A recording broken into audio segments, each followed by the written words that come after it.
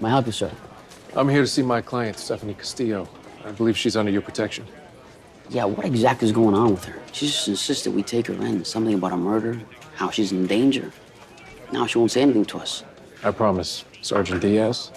I'll fill you in after she and I speak. You have my word. All right, call me. This way.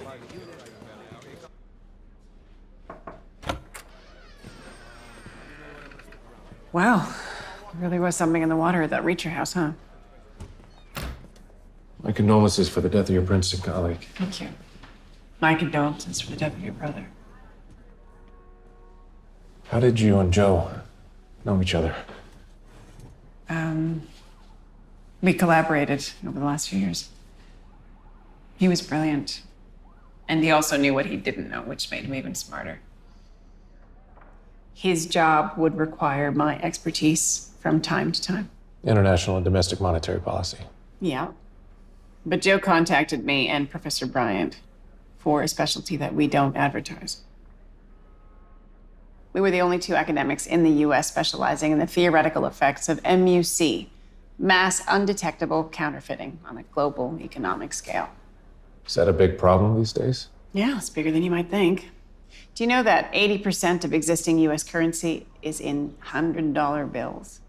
I mean, I don't know about you, but 80% of the money that I see every day, it's not C-notes. So where's all that cash? Abroad. Underground economies. Drugs, arms, human trafficking. Not exactly credit card friendly, but they all have a denomination of choice. The American $100 bill. We have the most stable currency on the planet. It acts as a reserve against all others. Nobody's in the market for a fake Ugandan shilling. The US 100 is the holy grail of counterfeiters. Now, if a fake is good enough, it's called a super bill. North Korean government has an entire department devoted to creating one. But if it's that stable, it must be difficult to replicate. Yeah, well, there are security features. Strips, holograms, specific dyes. But all of that, if someone is determined and talented enough, all of it can be replicated. The key is the paper. Now, Joe, he made it impossible to get that paper. Made it so that only one company in the US has statutory authority to manufacture paper for the US Mint. And that location is locked down tighter than Fort Knox.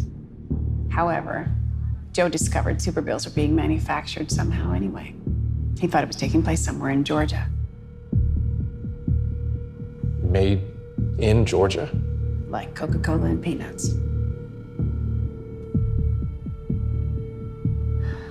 What is it? My partners and I, we had the system backwards. They're not making money in Venezuela and shipping out to the US. They're making money in the US and shipping out to Venezuela.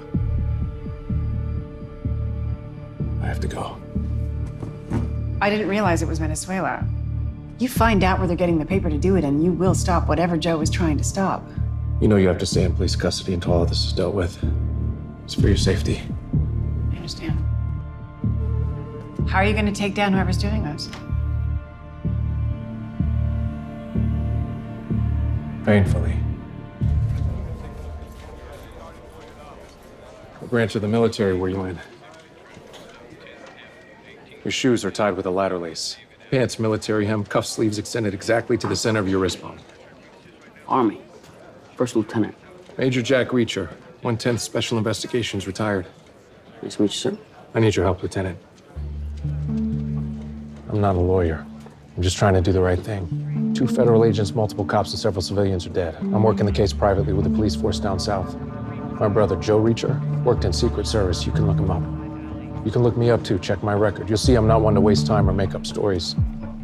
That woman in there's in danger. I need you to make sure she's protected until you get a phone call from me, and only me. It needs to be off the books. It needs to be quiet. I can count on you, Diaz? So, yes, sir.